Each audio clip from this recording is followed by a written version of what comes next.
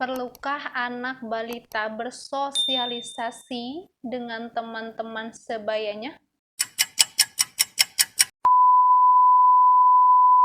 Hari ini saya akan sharing satu hal tentang pemikiran saya. Jadi banyak orang tua yang menyekolahkan anaknya ketika berusia balita. Misalnya dari usia 1 tahun, banyak. 1 tahun, 2 tahun, 3 tahun, 4 tahun.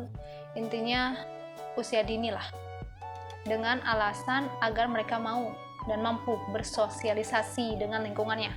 Tapi saya di sini berpikir bahwa anak umur balita itu belum saatnya untuk bersosialisasi. Kenapa? Berkaca dari pengalaman, ya kan? Yang namanya anak balita itu meniru orang-orang di sekitarnya. Jika yang ditirunya adalah contoh yang baik, maka dia akan meniru contoh yang baik. Tapi jika yang ditirunya adalah contoh yang buruk, maka dia akan menirunya pula. So, lihat dulu lingkungannya seperti apa. Yang namanya anak balita itu belum bisa main untuk misalnya berbagi. Jadi mereka tuh baru bisa main bareng gitu loh. Belum bisa main seperti layaknya anak-anak sekolah SD misalnya. Kan kalau sekolah dasar sudah mengerti lah ya gimana main sama teman-temannya, gimana dia rata-rata sudah tahulah mana yang harus dia ikutin, mana yang enggak, ya kan, mana ucapan yang baik, mana yang tidak. Kira-kira untuk sekolah SD sudah tahu, tapi kalau untuk anak balita mereka belum tahu kira-kira apa yang dilakukan baik atau enggak.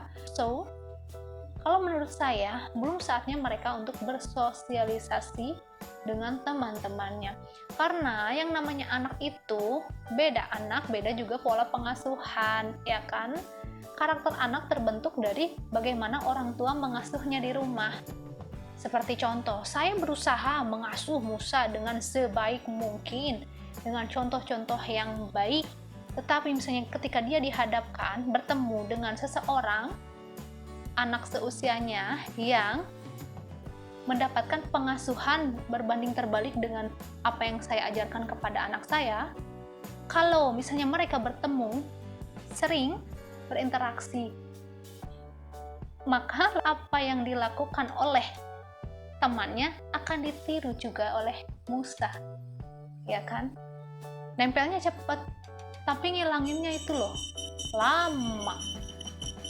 Kita terus sounding, itu tidak baik, jangan diikutin. Omongan seperti itu kasar, jangan diikutin. So, kalau menurut saya mereka belum saatnya untuk bersosialisasi.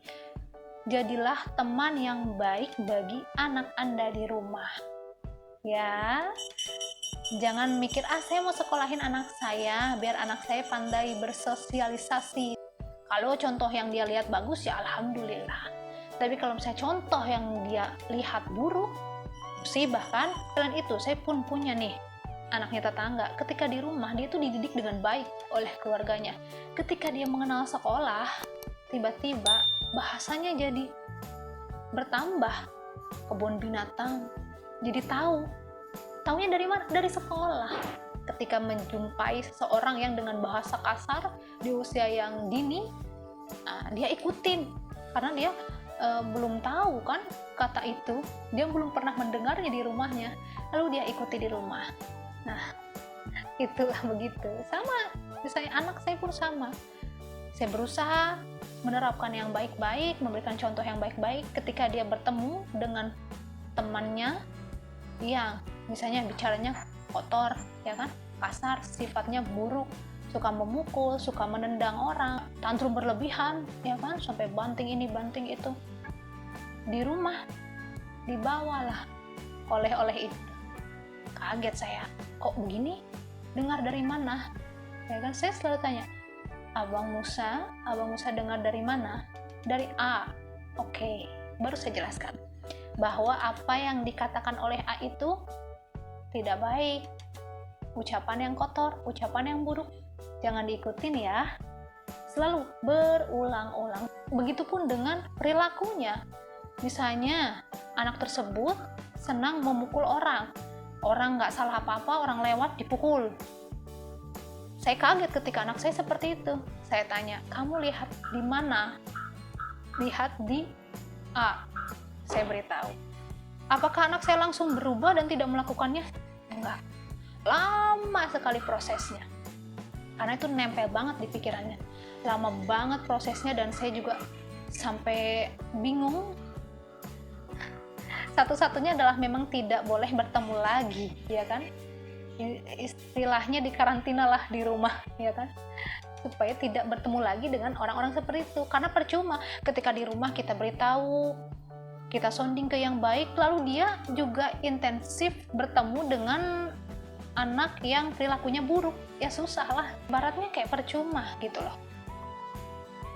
Gak boleh kayak gini ya, gak boleh diikutin ya, tapi dia tiap hari ketemu. Dan satu-satunya apa? Tidak dipertemukan lagi. Biarkan dia bermain bersama Anda saja di rumah, bersama ibu bapaknya aja di rumah. Ataupun misalnya ada temennya yang sifatnya baik, suruh main aja sama anak yang itu, anak yang memang kita lihat perilakunya baik, kata-katanya baik. Untuk anak yang memberikan contoh buruk, jangan diikut sertakan untuk bermain. Lebih amat main di rumah, ya kan?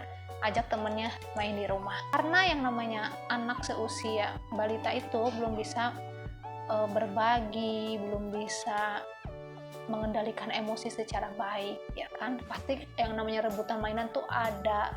Mereka tuh hanya bisa main bareng-bareng aja. Bareng-bareng yuk main, tapi belum bisa untuk berbagi, untuk konsep berbagi tuh belum bisa. Mengalah itu belum bisa. Jadi hanya bisa untuk main bareng-bareng aja. Pilihlah teman main anak yang memberikan contoh yang baik untuk anak kita. Tapi sebisa mungkin kalau Anda ibu yang full time di rumah, temanilah anak Anda untuk main setiap hari. Begitu. Semoga bermanfaat ya sharingnya. Jangan lupa untuk di-like, di-comment, and di-share ke media sosial yang parents punya. Untuk yang belum subscribe, ayo subscribe channel ini agar channel ini dapat terus berkembang. Yang sudah subscribe, terima kasih banyak. Hatur nuhun ya. See you on next video. Wassalamualaikum warahmatullahi wabarakatuh.